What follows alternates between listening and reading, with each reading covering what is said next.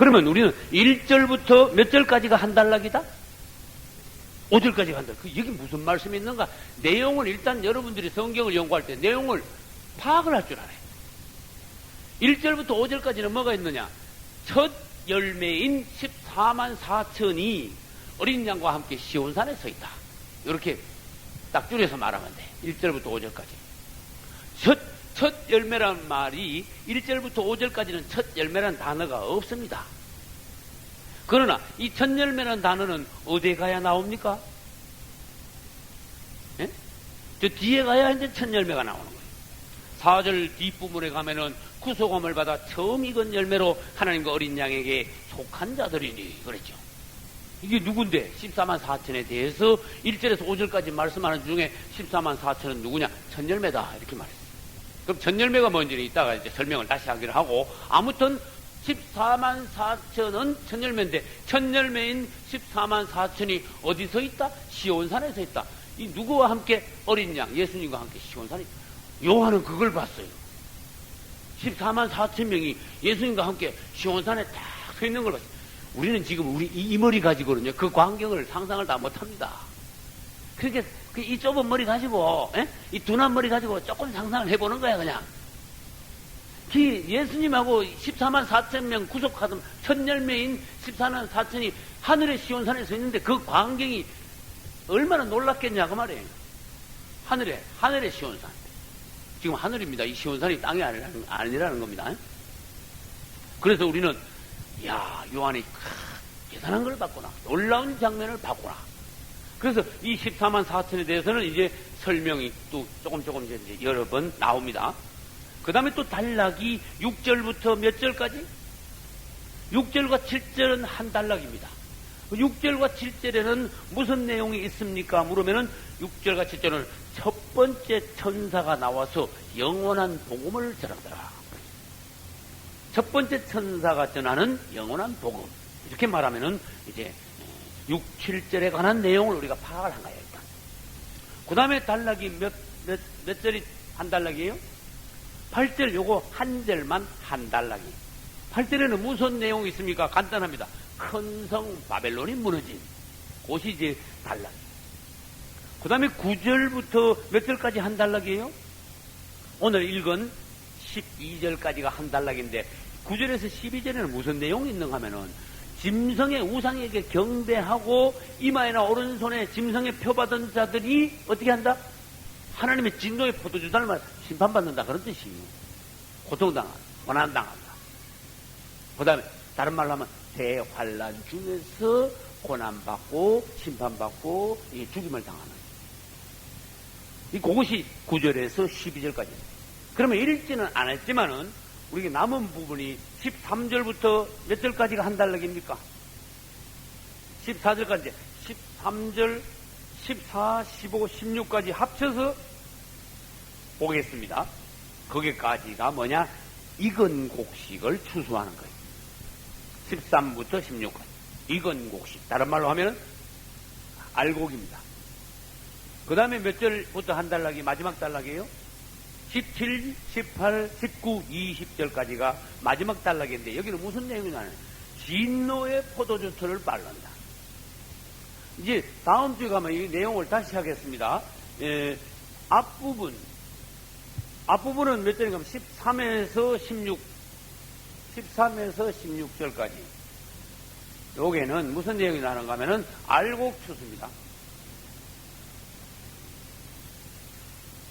그 알곡의 반대는 가라지 죽정이지요. 그런데 여기서는 알곡 반대를 가라지 죽정이라 안 해놓고 17절부터 20절까지 해서 알곡 추수해서 가라지도 어떻게 해야 되잖아요. 그런데 여기서는 악한 포도라, 나쁜 포도.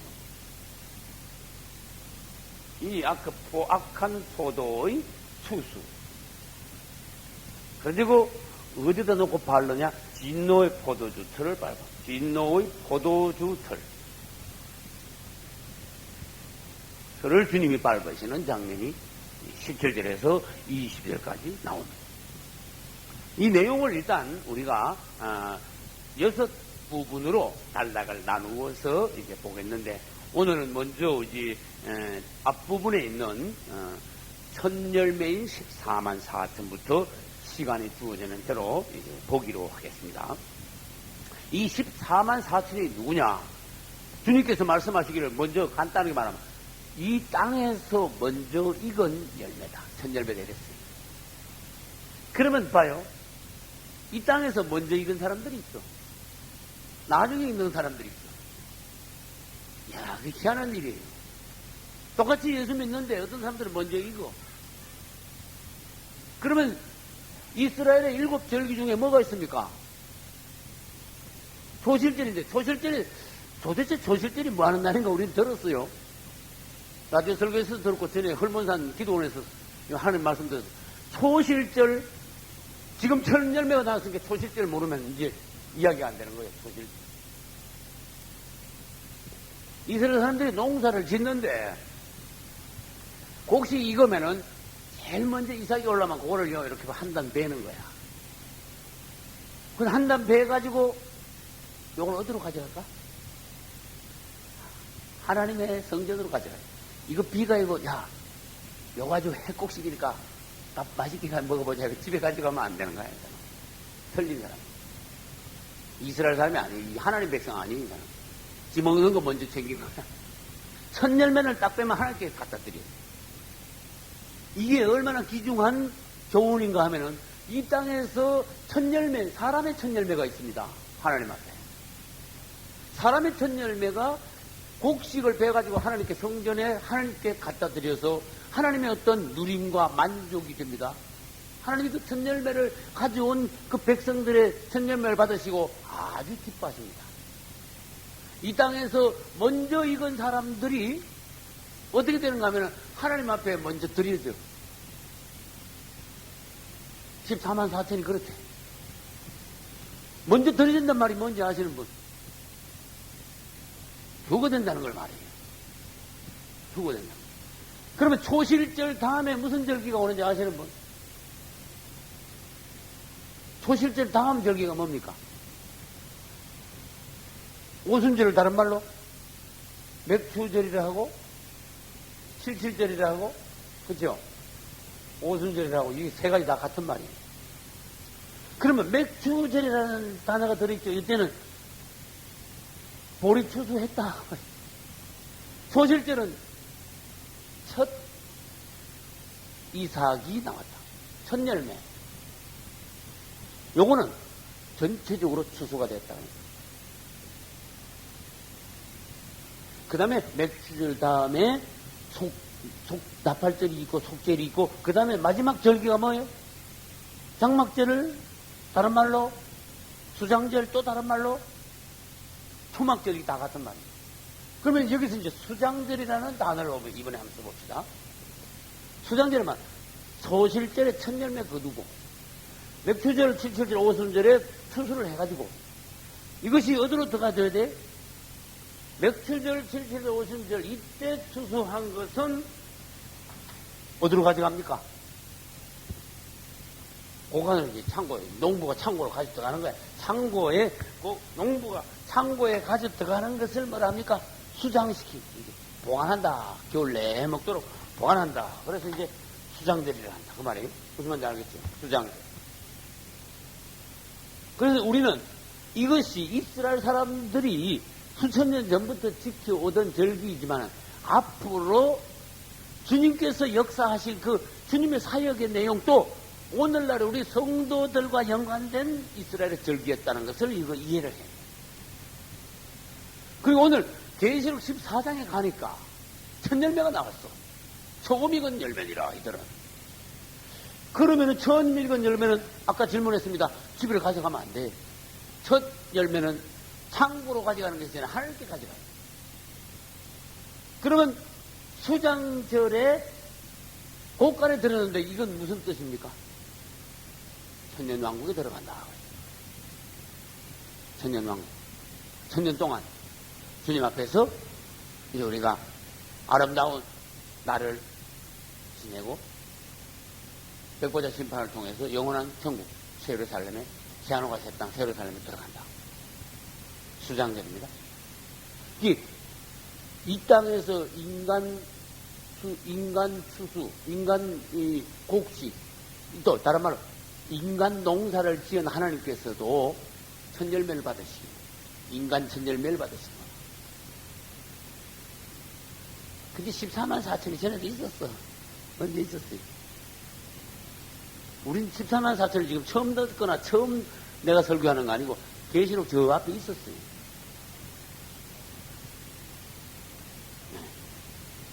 계시록 몇 장일까?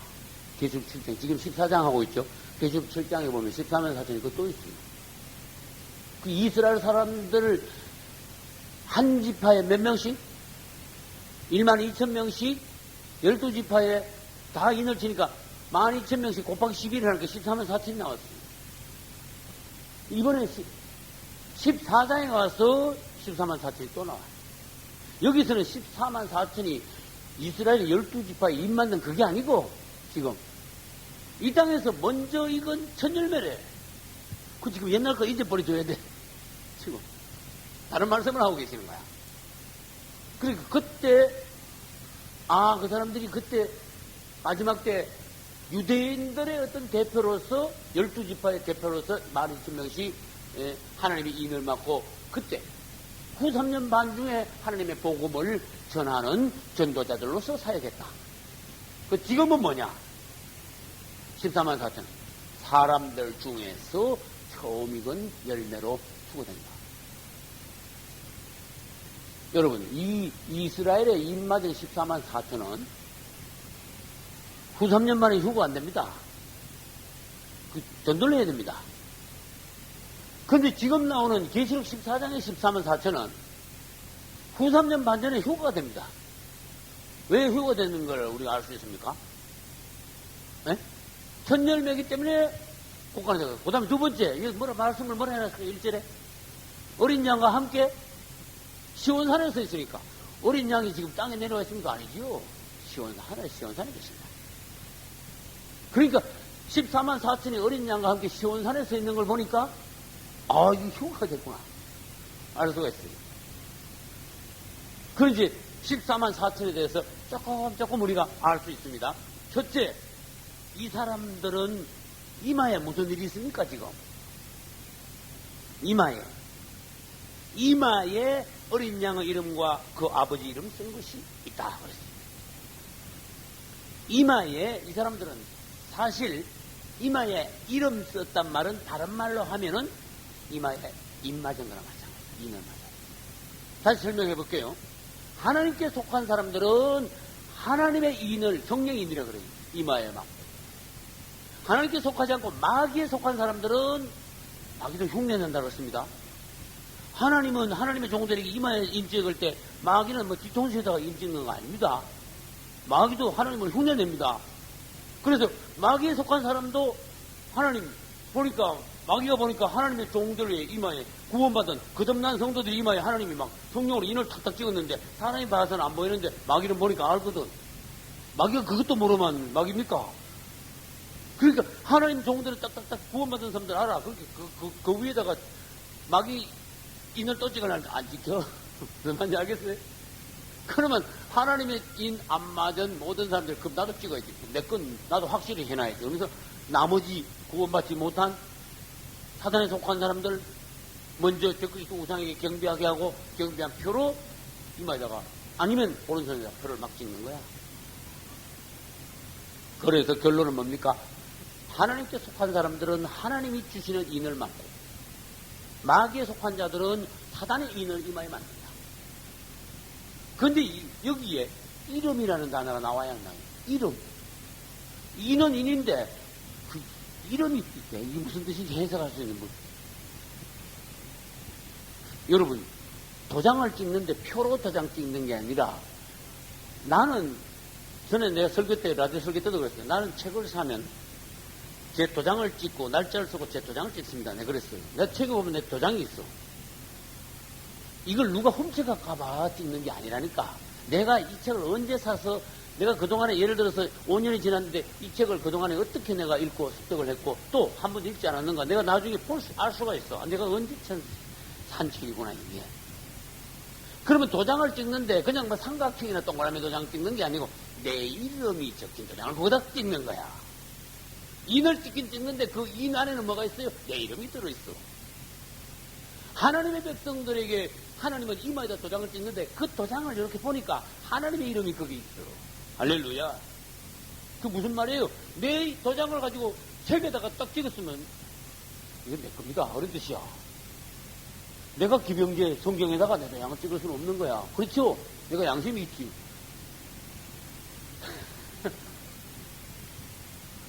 하나님의 도장이 찍었어. 하나님은 하나님, 너는 내 거야. 할렐루야. 이사야서에 그런 말이 있습니까? 없습니까? 너는 내 것이라. 할렐루야. 또, 내 백성을 보내라.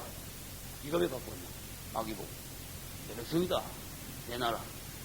그래서 하나님은 그분의 백성을 받으셔서 확실히 그분의 것으로서 확증하기 위해서 그분의 도장을 하나님 백성들에게 찍는다.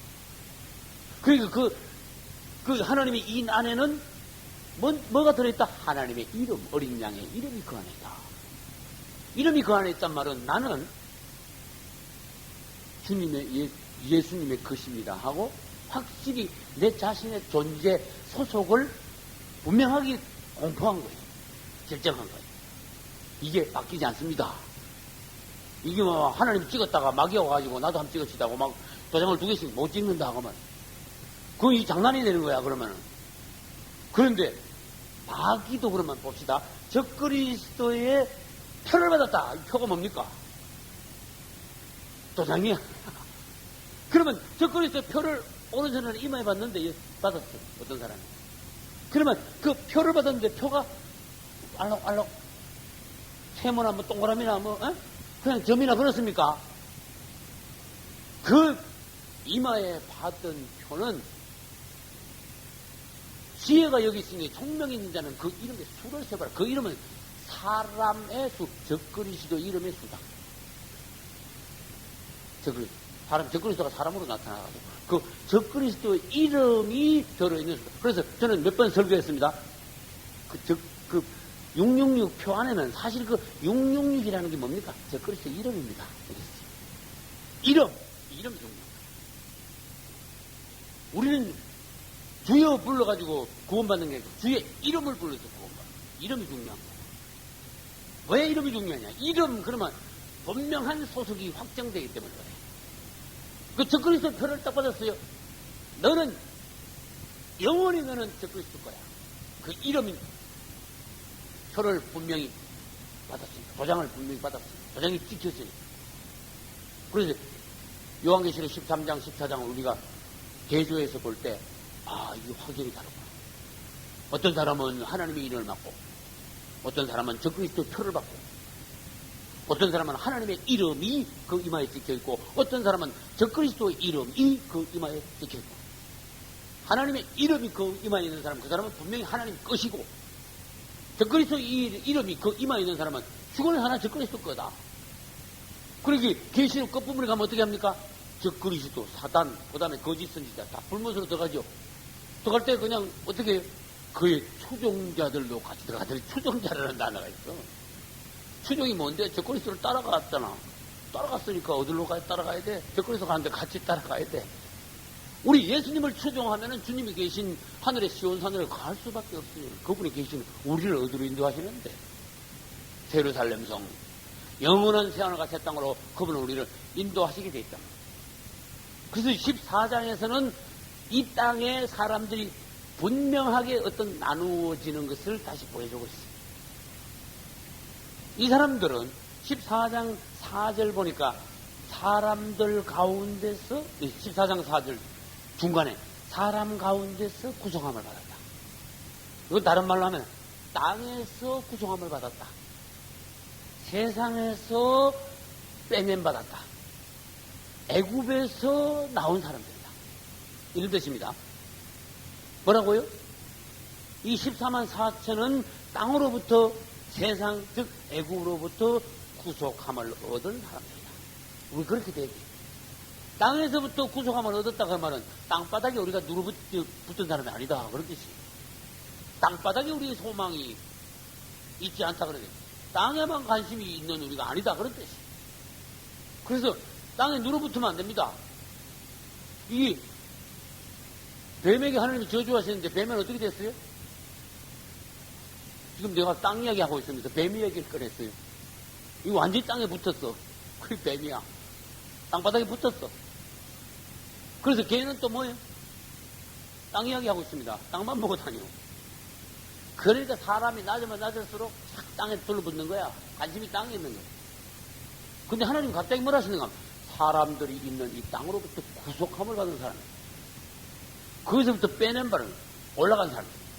몸이 이 땅에 사는 것 같지만은 땅에 누르붙지 않았어. 우리는 소망이 여기 있는 게 아니에요. 여기서 열심히 살지만은 하나님이 맡겨주신 일을 위하여서 부지런히 우리가 사명을 감당하지만은 소망은 저기 주님의 나라에 있다. 할렐루야. 그래서 주님이 여기서 말씀하시기를 사람들 가운데서 구속함을 입었다. 귀한 말씀이에요. 이렇게 새겨보면. 그 다음에 아까 우리 말씀드렸듯이 이제 4절 보면은 14만 4천은 사람들 가운데서 구속함을 받아 처음 익은 열매다. 처음 익은 열매다. 세 번째로 지금 설명하는 거예요. 처음 익은 열매다. 12장에는 뭐가 나오는가 하면 비슷한 말씀이 나옵니다.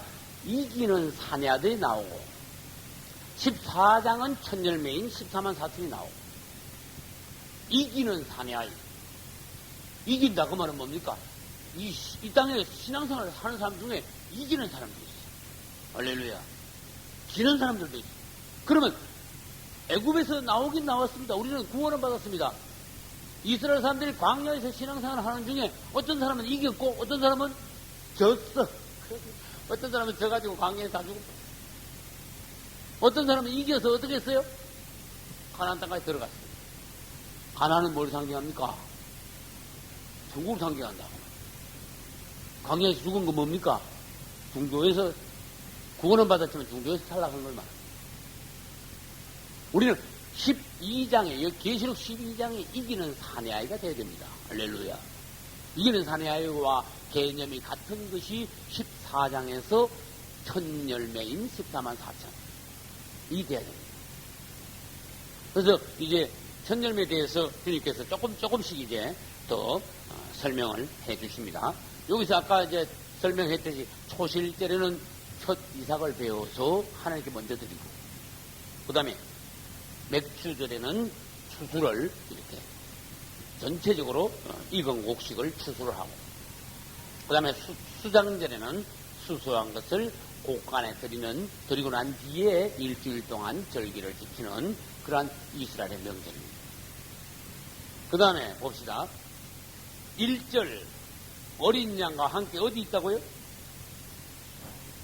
24만 4천은 어린 양이 시온 산에 섰고 그와 함께 그랬어요. 어린 양과 함께 14만 4천이 어디에 섰다? 시온 산에 섰다. 이것은 첫 열매로 휴거되어 하나님께 드려진 14만 4천입니다. 다시 설명합니다. 이 땅에서 첫 열매로 먼저 휴거될 사람이 있다. 그랬어요. 성경에서. 전체적으로 추수해가지고 곡간에 들어갈 대부분의 곡식들은 어떻게 됩니까? 대부분의 곡식들은 뒤에 추수해가지고 한꺼번에 곡간에 들어가죠. 그 중에서 첫 단 한 단은 숫자로 말하면 미미하죠. 그러나 첫 단 한 단이 뭐냐? 이 땅에서 14만 4천에 속하는 첫 열매에 속한 어떤 이기는 사내아들 같은 그 중에 가장 먼저 익은 가장 성숙한 가장 은혜 받은 그런 사람들이 먼저 휴거될 사람들이 있다.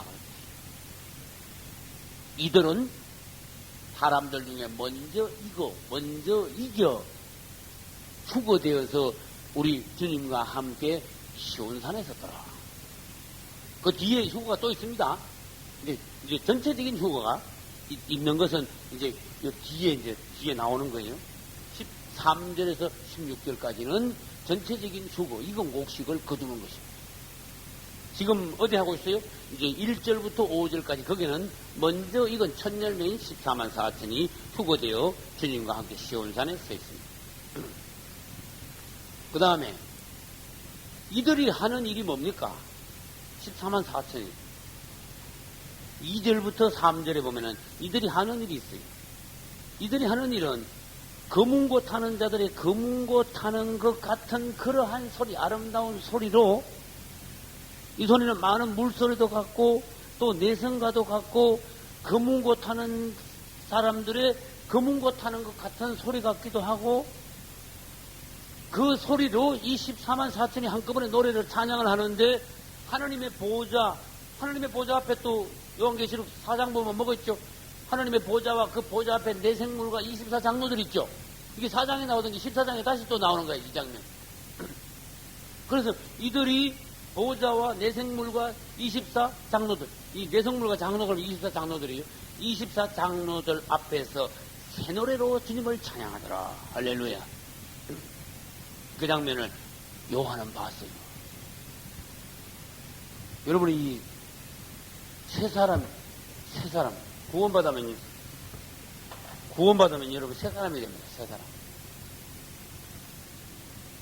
세 사람이 되면은 새 기쁨이 있습니다.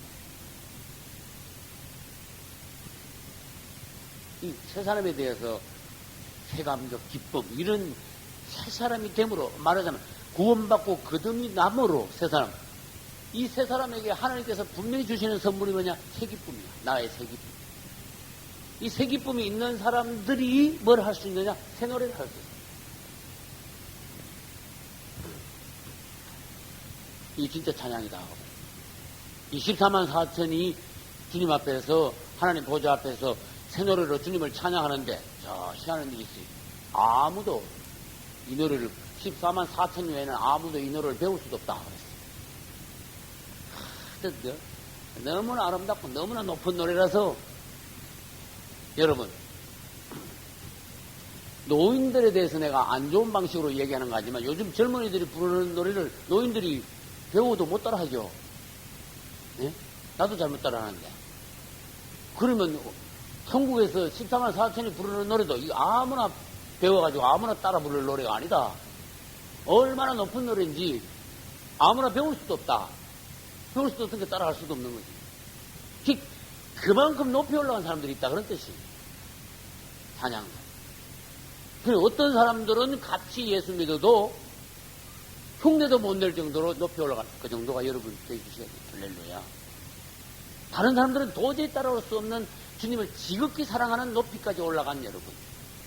그러려면 아까 말씀드렸습니다.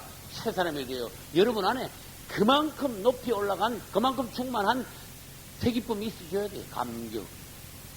그래서 그들이 새 기쁨을 가지고 주님 앞에서 찬양하더라. 이것은 아무도 배울 수가 없다. 14만 4천 왜? 그것이 어디 있습니까? 3절 끝에 구속함을 얻은 14만 4천인 밖에는 능히 이 노래를 배울 자가 없더라. 그래서 이런 말씀을 읽으면은 사모하세요. 주님, 내가 이 안에 들어가서 주님을 내가 이 새 노래로 찬양할 수 있게 하소서. 그 다음 4절 보면은 이상한 말씀이 나옵니다. 이 사람들은 여자로 더불어 더럽히지 아니하고 정절이 있는 자다. 그랬어요. 이걸 누가 해석을 해봐요. 여자로 더불어 더럽히지 아니하고 정절이 있는 자다. 그러면 이제 여자분들이 이거를 잘 음미하셔야 돼요. 이 여자로 더불으면 더럽혀지는 건가? 여자는 그러면 남자를 더럽히는 사람인가? 여자가 지금 어떻게 했길래 남자가 여자로 인해서 더럽혀진다 하시는가?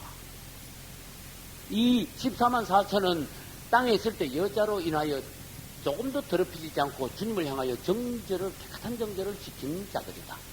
아, 그럼 도대체 장가 안 간 사람들을 말하는가? 에? 이제 이 부분을 우리가 해석을 해내야 되는 거예요. 추상적으로 말고 실제적으로. 첫째, 여자라는 개념은 성경에서, 이 일반적인 성경 개념에서 여자는 세상적인 어떤 쾌락, 향락을 예표하는 단어예요. 여자. 그래서 여자로 더불어 더럽히지 않았다. 그러면은 주님을 사랑하는 깨끗한 마음을 유지하지 않고 세상에 너무 이것저것 쾌락, 향락을, 세상적인 쾌락을 너무 좋아했다. 그것입니다. 그래서 주님께서는 이 땅에 살면서 땅의 이 쾌락, 향락을 좋아하는 사람들을 음행에 비유했어요. 음란에 비유했어요. 음란은 정해진 부부 외에 다른 불순한 남녀 관계를 가질 때 음란이 됩니다. 우리 신랑은 주님이죠. 우리 신랑은 주님에 대해서 이것저것 많이 사랑하면은 세상적인 쾌락을 따라서 세상으로 인하여 더럽히지는 우리다. 그래서 여기서 여자로 인하여 더럽히지 않았다는 단어를 씁니다. 두 번째, 이 여자라는 단어가 성경에는 여자, 나쁘게 음녀라는 단어가 있어요. 또 음녀라는 단어에 한 발 더 나가지고 큰 음녀라는 단어도 있어. 큰 음녀.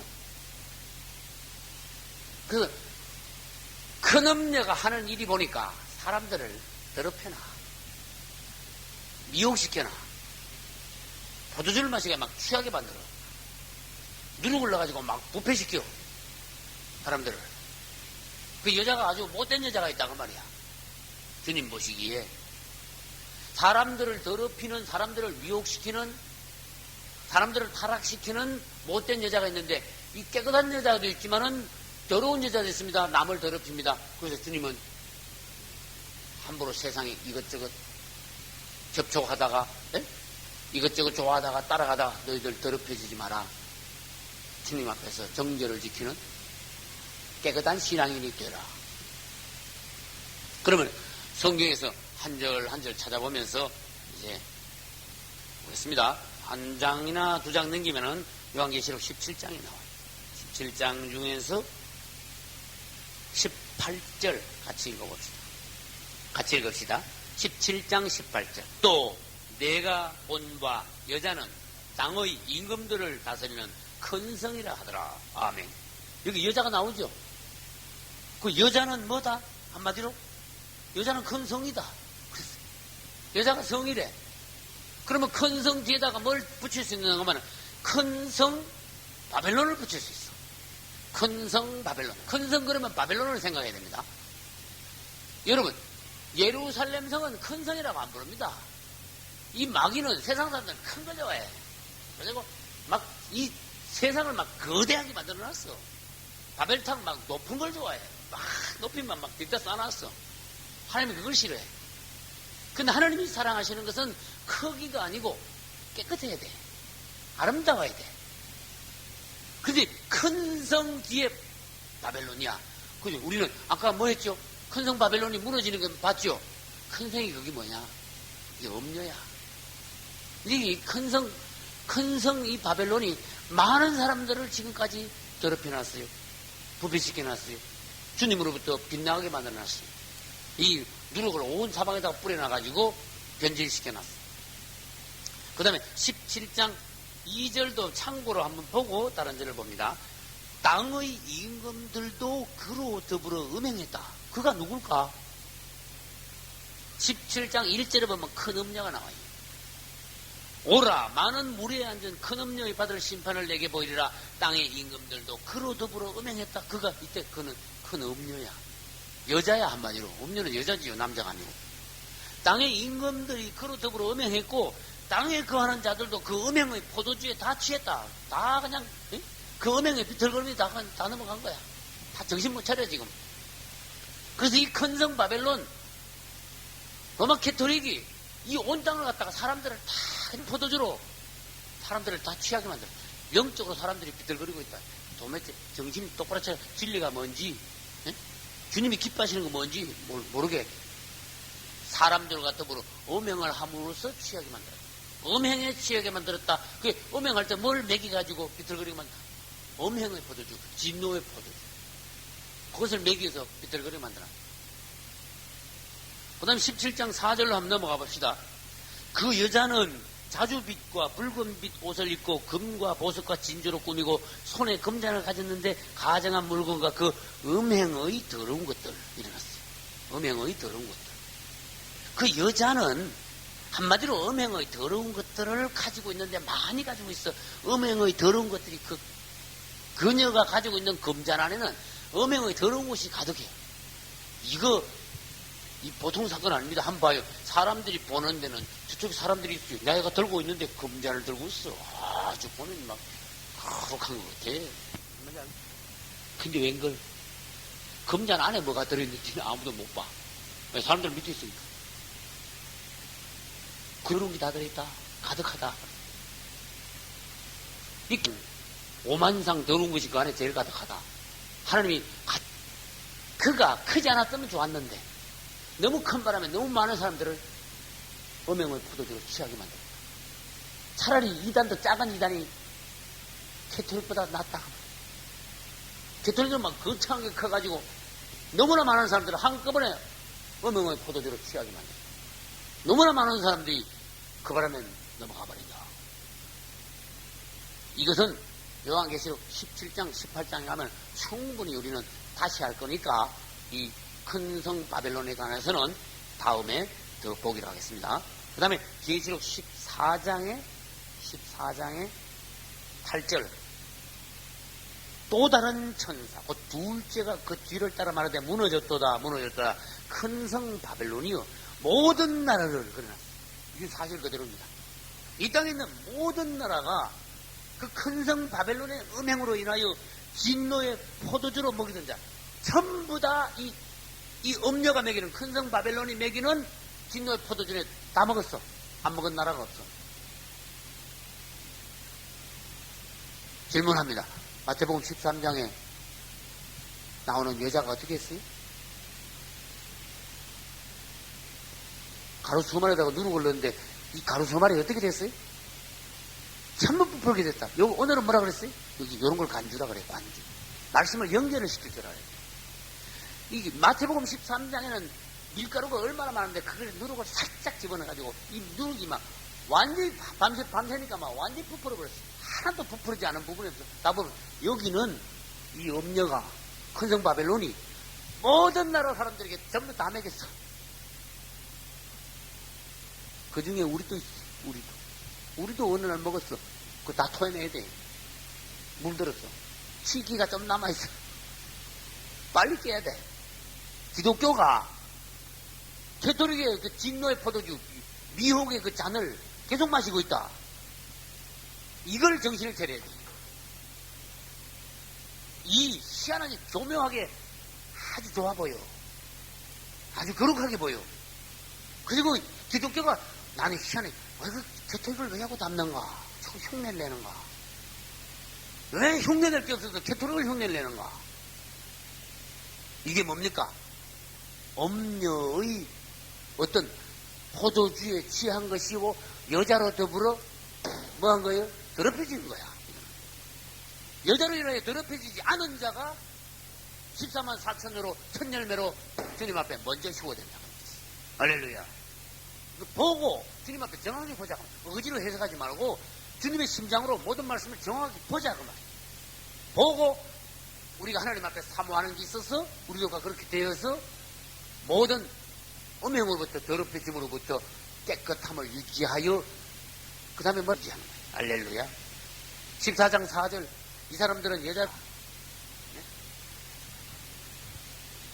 어디로 가든지 따라 그림 그려볼까요? 자, 에녹과 같이 주님하고 계속 딴 데로 안 나가. 계속 주님 땅에서. 에녹은 300년 동안 하나님과 동행했다 그랬어요. 이건 아무나 할 수 있는 일이 아니에요. 우린 제멋대로야. 끄떡하면 제멋대로야. 내 멋대로 나가. 내 멋대로 결정해. 내 멋대로 말해. 오만상 생각해. 내 혼자. 그러면 주님이 생각도 나하고 같이 해야 돼. 할렐루야. 생각도 나하고 같이 해야 돼. 그게 주님하고 동행하는 거야. 주님 생각하고 네 생각하고 같으면 넌 주님하고 동행하는 거야. 할렐루야. 근데 주님 생각하고 다르게 엉뚱하게 네가 생각하면은 네 안에 먼저 기쁨이 없어져. 그리고 주님이 너로 인하여 실망해. 성령을 건심시키는 거야. 네 안에 주님 생각과 똑같은 생각이 네 안에 있다면은 네 안에 생각하는 그 자체로 인하여 기쁨이 있어. 할렐루야. 주님이 너를 보장하시고 너는 주님과 에녹과 같이 이 땅에 있는 동안에 동행하는 거야. 그러면 이 땅에 있는 동안에 주님과 동행한 사람 치고 주님이 오시면은 휴거 안 될 사람 어디 있습니까? 한번 생각해봐요. 또 반대로 말해볼까요? 이 땅에서 오만상 믿는다고 생치고 거짓 믿으면서 자기 멋대로 하던 사람이 주님 오시면 휴거된다고 어떻게 휴거가 됩니까? 주님하고 동행을 하지 않은 사람이 어떻게 휴거가 됩니까? 상식적으로 얘기하자 그런 뜻이에요. 그래서 정말로 이 땅에 있는 동안에 주님을 어린 양이 어디로 가든지 따라가고 주님과 동행한 에녹과 같이 동행한 사람들은 주님이 오시면은 휴거됩니다. 이 땅에 있다가 이 땅에서도 주님과 같이 동행하다가 에녹과 같이 올라갔습니다. 올라가면 어떻게 되는지 아시는 분? 계속 위로 올라가요? 아니죠? 그래서 혼인잔치, 어린 양의 혼인잔치, 할렐루야. 이것이 이제 공중에 올라가서 실제적으로 주님을 만났어요. 공중 재림하시는 주님을 우리가 휴거되어서 공중에서 주를 영접하게 하시리니 그 이후로 항상 주와 함께 있으리라. 이게 성경에 그런 말씀하셨어요. 이게 하고 간주예요. 항상 어린 양이 어디로 가지고 있다. 이제는 영원히 주님을 안 떠나. 우리 눈앞에 그분이 계속 계셔. 할렐루야. 그러면 대환란이 끝나고 난 뒤에 땅으로 주님이 내려오실 때 우리 어떻게 돼요? 휴거된 사람들이? 같이 안 내려오면 말이 안 되는 거예요. 같이 내려가야 돼. 혼인잔치 마치고 나면 부부가 같이 어떻게 해요? 부부가 됐으니까 같이 신혼여행 같이 가야 되죠. 그래서 내려와가지고 천년왕국 들어가는 것이 전에는 설명했습니다. 신혼여행입니다. 신혼여행을 땅에서 몇 년 동안? 신혼여행을요 아주 보기 싫은 데 갑니까? 아주 등치가 좋은 데 갑니까? 대순대로 최고로 좋은 데 가는 거야. 그리 이 땅을 대환란이 지나고 난 뒤에 이 땅을 주님은 싹 바꿔놔버려요. 지상천국으로 바꿔놔버려요.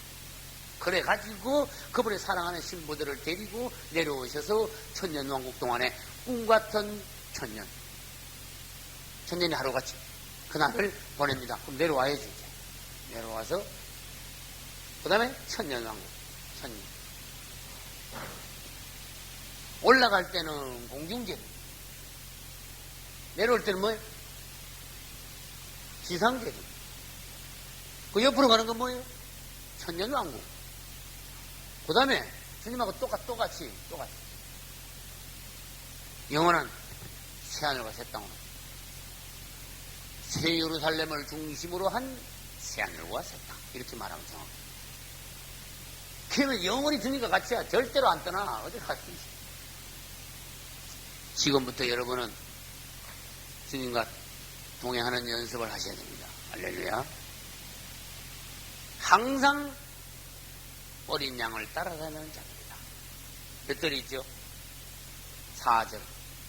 사람 가운데서 먼저 익었다. 말씀드렸습니다. 처음 익은 열매다. 아까 했습니다. 하나님과 어린 양에게 속한 자다. 속했단 말은 또 어디서 설명을 했죠? 속했다고 말은? 도장을 찍었는데 하나님과 어린 양의 이름이 그 도장이 이름이니까 그분 것이다. 그분께 속한 자들이다 하는 확정이다. 그 도장이 이마에 받은 도장이.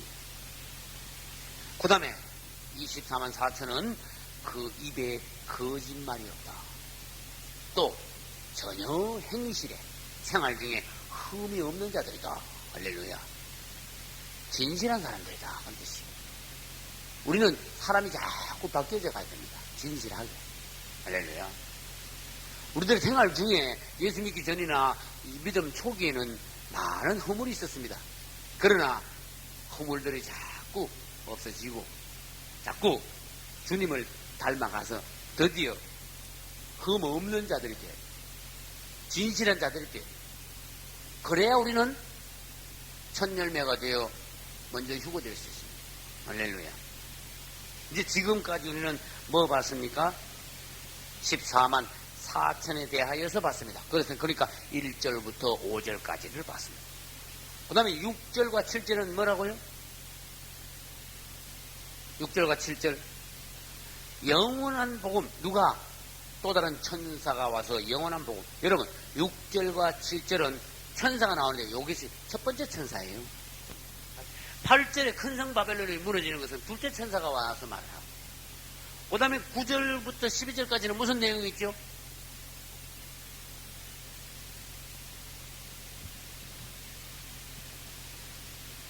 예? 짐승, 그렇죠. 짐승 표받은 사람들이 심판받는 게 나와요. 그건 셋째 천사가 말합니다. 그 여기는 지금 우리가 본문으로 읽은 내용 중에는 첫째 천사, 둘째 천사, 셋째 천사가 차례대로 나옵니다. 나팔을 불거나 대접을 갖다 부은 천사하고는 다릅니다. 천사들이 차례대로 셋이 나오면서 하나님의 말씀을 이렇게 말하는 것을 요한에 받아 적은 거다. 그럼 우리는 이제 6절과 7절에 첫 번째 천사, 여기서는 또 다른 천사라고 했어요. 다른 천사가 영원한 복음을 가지고 외치는 것이 나옵니다. 그래서 여기서는 무슨 단어를 썼는가 하면 특이한 단어가 나왔어요. 따라서 영원한 복음, 영원한 복음, 영원한 복음이 도대체 처음 나오는 단어예요. 영원한 복음이라는 단어가. 복음이라는 단어는 들어봤지만은 영원한 복음이라는 단어는 여기 처음 나와 지금. 이건 무슨 말씀이냐? 이때는 언젠데 그러면 영원한 복음이 천사들을 통해서 선포되는 때는 언젠데 그걸 먼저 알아야 돼. 언제 영원한 복음이 나오느냐? 이게 휴거되고 난 뒤에 첫 열매가 맞죠? 첫 열매가 휴거되고 그 다음에 천사들이 나타나가지고 첫 번째 천사가 세 천사 중에 첫 번째 천사가 영원한 복음을 선포합니다. 이때는 말하자면은 인류 마지막 시점이야 이제. 인류의 마지막 시점. 인류의 마지막 시점인데 마지막 시점의 복음은 지금 하나님의 종들이 전하고 있는 복음과는 내용이 다르다. 무슨 말인지 알겠죠? 그럼 지금 전하고 있는 복음은 뭡니까? 회개와 믿음에 관한 복음이야. 복음이라는 것은 예수 그리스도에 관한 것이거든요. 그래서 마태복음 3장 2절과 마태복음 4장 12절인가 거기 보면은 똑같은 말씀이 나옵니다. 그게 이제 지금까지 복음이야. 회개하라, 천국이 가까웠느니라. 마가복음 1장에는 내용이 조금 바뀌었습니다. 때가 찼고 하나님의 나라가 가까웠으니 회개하고 복음을 믿으라. 일어났어요. 때가 찼고 이것은 지금까지 2000년 동안에 똑같이 전해온 복음의 내용이, 복음의 내용이 뭔데요? 회개하고 믿고 구원받아라 이거예요. 근데 마지막 때 가면은 이제 그런 복음은 안 전해. 그때 가가지고 뭐 회개하라 믿으라 안 그래. 이제는 끝났어.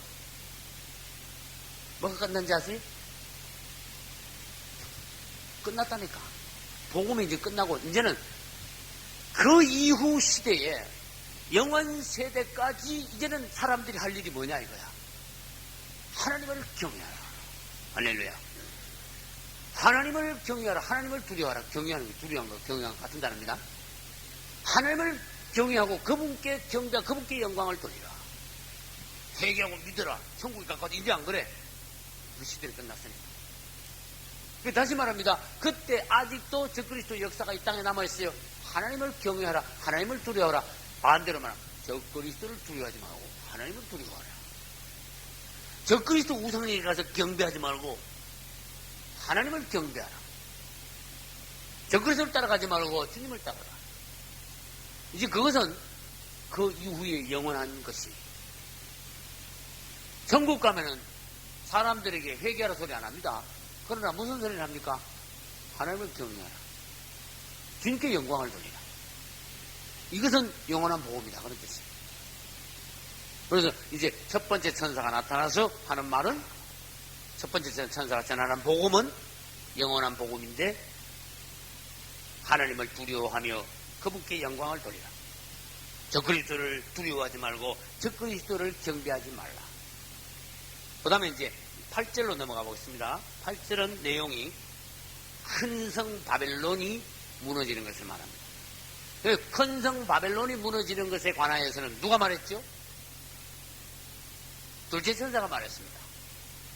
그 다음에 9절과 12절, 9절에서 12절까지 짐승 표받은 자들이 받을 심판에 관해서는 누가 말했죠? 셋째 천사가 말했습니다. 그래 말합니다. 그러면 큰 성 바벨론이 무너지는 것에 관하여서 8절에 둘째 천사가 날아오더니 그냥 요한이 들으니까 두 번째 천사가 날아오더니 무너졌다 큰 성 바벨론이요. 바벨론성이 무너진 것을 선포하고 갔어요. 8절 한 절에. 근데 실제로 무너지기는 언제 무너져요? 설명을 좀 더 하고 17장 18장 두 장에 가면은 두 장 다 큰 성 바벨론의 심판과 무너짐에 대해서 우리는 그때 가서 이제 더 상세하게 보겠습니다. 다시 말합니다. 오늘 14장 8절에서 둘째 천사가 날아와서 무너졌다 큰 성 바벨론이요 하고 하나님의 말씀을 전한 것이 실제로 성취되는 것, 이루어지는 것은 요한계시록 17, 8장에 가서 이루어집니다. 그 내용을 이제 아시기 바랍니다. 그러면 큰 성 바벨론은 로마 가톨릭이다. 또 큰 성 바벨론은 앞으로 다시 일어날 로마 제국이다. 그 바벨론하고 로마는 뭡니까? 서로 통한다 하면 바벨론과 로마는 같은 것입니다. 그럼 여기 써볼게요. 바벨론 이꼬르 로마. 로마도 둘로 나눕니다. 첫째, 종교적인 로마. 둘째, 정치적인 로마. 종교적인 로마는 로마 가톨릭. 그 다음에 정치적인 로마는 로마 제국. 이렇게 됩니다. 그래서 요한계시록 17장과 18장에 가서 이것을 분리해서 이제 다시 설명을 해놨다 말이에요. 그 다음에 9절부터 12절까지는 셋째 천사가 날아와서 짐승 표받은 자들이 어떻게 되는가 그걸 말씀하셨어요.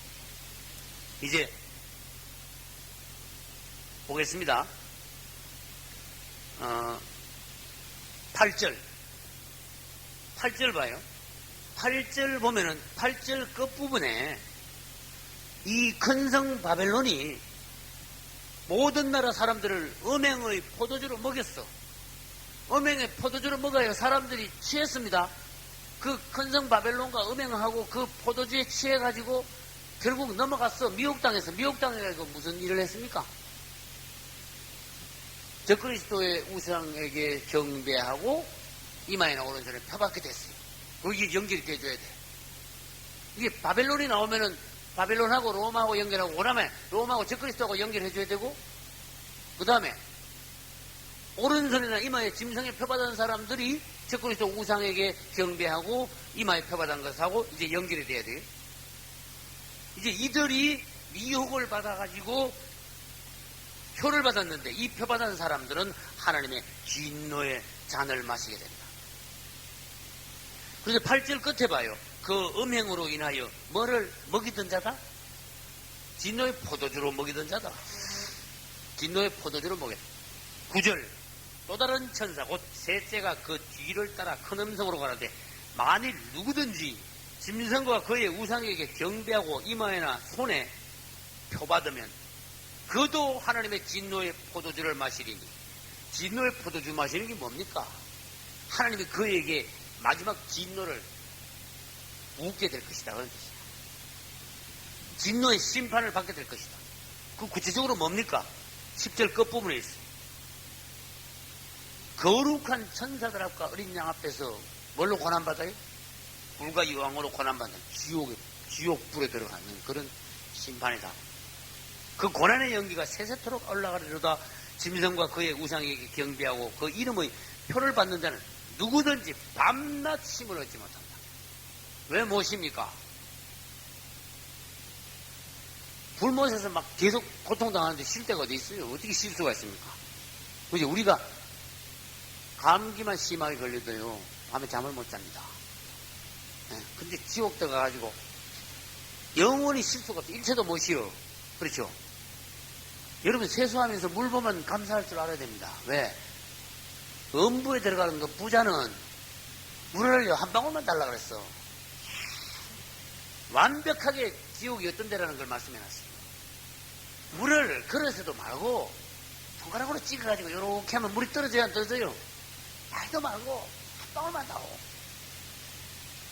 손가락으로 찍어가지고 한 방울이 찍어보. 한 방울 다오. 그랬어요. 지옥의 고통이 어떤 건가 완벽하게 말씀해놨어요. 그 다음 1초도 못 쉬어. 계속 고통만 당해. 불 속에 들어가서. 근데 그러면 그 상황하고 천국하고 누가 반대로 한번 말해봐요. 비교해서 말해봐요. 천국은 뭐 계속 쉬기만 해요? 잠만 자요? 그게 비교해서 말할 줄 알아야 돼. 지옥은 들어가면 절대로 1초도 못 쉽니다. 계속 고통만. 천국을 가면은 쉴 필요가 없습니다. 1초도 쉴 필요가 없어요. 계속 기쁘기만 해. 계속 감사하고 찬송하고. 너무너무 기쁘니까. 쉴 필요가 없다니까. 쉰다는 건 뭡니까? 힘드니까 피곤하니까 고통스러우니까 쉬는 거 아니겠어요? 그죠? 피곤하면 쉬어야 되는 사람이. 천국 가서 아이고 피곤하다 좀 쉬어야 되겠다. 그게 무슨 천국입니까? 말이 안 되지, 그죠? 아, 천국에서도 뭐 너무 좋아가지고 너무 뛰다 보니까 아유 피곤하니까 좀 한심 자고 있나 합시다. 그게 한심 자는 게 없다니까. 천국은 쉴 필요가 없고 지옥은 쉴 수가 없다. 무슨 말인지 알겠죠? 이 성경을 보고 비교를 할 수 있어요. 이거는 우리 추상이나 상상이나 꿈 같은 지어낸 말이 아니고 실제라는 겁니다. 할렐루야. 실제 천국 가서 우리가 전혀 쉴 필요가 없다는 건 실제 영원히 그것도. 그래서 천국은 밤이 없다. 밤에 쉬잖아. 주로 그죠? 천국은 밤이 없다. 천국은 없는 것도 많고 있는 것도 많아. 땅에 없는 게 굉장히 많습니다. 다시는 뭐도 없으리라. 뭐도 없고 애통하는 것이나 슬픈 것이나